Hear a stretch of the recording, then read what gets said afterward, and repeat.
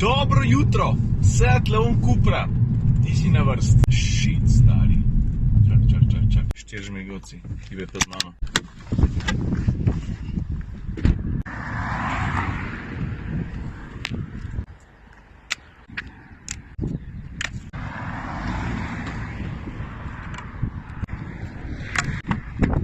Veš kaj, še če fuk od podvozja ti lahko naredim tak konc lasa. V glavnem, Seat Leon Cupra. A se gremo malo pelat. A ja, pa veš kam sem na poti? Na Vransko. Evo, AMZS-evci so mi odprli vrata. Poligon tukaj na zgornjem delu je Fred, spodaj bojo vojaki vozili slalom. Janač, najprej en krog za ogrevanje, pa bom pa kaj povedal. A veš kva? Iz Comfort bom dojel kar ne samo sport, ampak v Cupra. Maximum attack mode.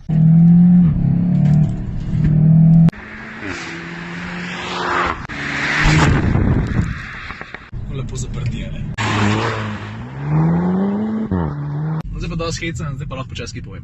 Ta prva stvar, center varne vožnje, AMZS tukaj na Vranskem, hvala. Ta druga stvar, tale avto je kar beštija, ampak, no ja, tega ne pokaže tako, kakšni drugi. Mislim, da lepo te prosim, kad tega Leona pogledaš, a bi mu dal 300 konjev? Aška? Ne bi. All in all je Leon definicija sliperja. A ti veš, kaj je sliper? To je avto, ki je hud ka popar, ampak navzven tega ne kaže. Ajde, ok, napis je očiten, pa tale številka 300 je tu dost povedna. Pa ok, se na poden spraviš, pa vidiš difuzor, ti postane jasen, ne? Da mogoče pa je malo hitrejši, kot navaden Leon. Pa Cupra, pazi, zdaj ni sliper sam zato, ker do zunaj ne zgleda, kadar te hotla pojezd že na te prvem dejtu. Tako da ti povedal, s Tino so šla 2 dni nazaj v mesto, pa sem rekel, dej ti pel, za fora. Pa ji nisem nič povedal, da je to pa zdaj nek opasen Seat. Pa Bog ne daj, da bi rekel, da ima 300 konjev. Jaz sem bil sam tih, pa sem rekel, a boš pelala, pa rekla bom. Se pelala sem pa tja po upravkih, ona voz ves čas. Pa prijo domov, pa jaz rečem, a ti veš, kakšen avto si ti danes vozila? Kak je te? Pa jaz rečem, Tina, ta avto ima 300 konjev, pa tam okoli 5 do 100. Ona pa meni nazaj sam sereš. Ja.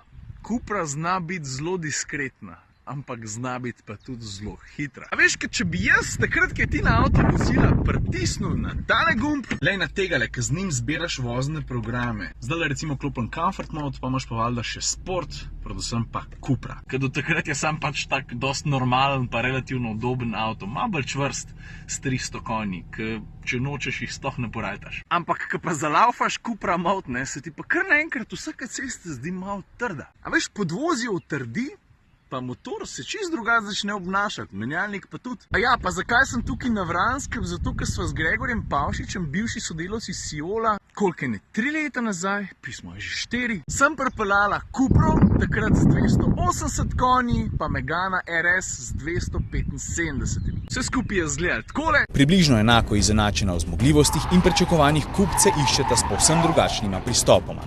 Kljub nišni usmerjenosti se bolj skoraj ne bi mogla razlikovati. In veš kaj je najbolj hecno od vsega? Določili smo progo, jaz sem se usedel za volana obeh avtomobilov in odpeljal ene par krogov, vse skupaj smo pa tudi štopali. Zdaj za Megana RS prejšnje generacije vsi vemo, da je bil merilo športnosti tega segmenta. Predvsem, ko pride do avto na spreden pogon. A veš kaj, Cupra se je kar dobro držala. V bistvu sta bila tam desetinka razlike, nič več. No in moje mnenje je, da če ti lahko z enim avtom naokoli preneseš ženo, da je to čisto normalen avto, po drugi strani pa konkuriraš praktično najboljšemu v segmentu in to na pisti. Ja, ne vem, no, se mi zdi, da je to kar za pohvaliti. Eno, če kakšno stvar moram zapovedati, ampak zakaj ne bi tega povedal med vožnjo, če že imam na voljo tale lep kos asfalta.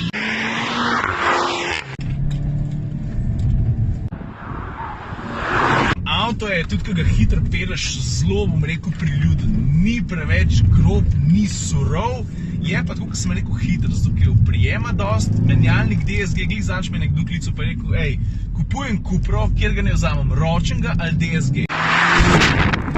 Po mojem najbolj, da ti odgovorim kar v vlogu, če vprašaš mene, jaz bi izbral avtomatski menjalnik, zato ker, se veš, 90, ma kaj 90, 98% časa boš verjetno vozil počas, sem pa kaj boš najdel tudi kakšno gužvo, ne, kar nikoli ni dobrodošlo, je pa del prometne realnosti in takrat boš za avtomatika hvaležen. Ročen menjalnik ni slab, hodi, vem, da so kratki, pa natančni, malo sem zadnji kolo dvignil. In v nobenem primeru noš prav face kicksto, no, ampak če že moraš vedeti, jaz bi vzel tega DSG. Je pa res, da bi razmislil o štirikolesnem pogonu. Veš, takrat, ko hitro peleš pismo 300 konjev na sprednja kolesa, kolikor obrneš, kolikor pameten je avto, kolikor učinkovita je elektronka ali pa šperat spredi pismo, no? 300 konjev spredi, je še vedno 300 konjev od spredi, pa nekjer drugje.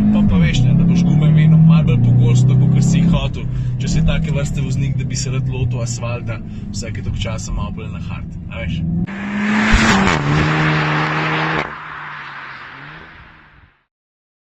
Ok, dost heca, mogoče samo še cena.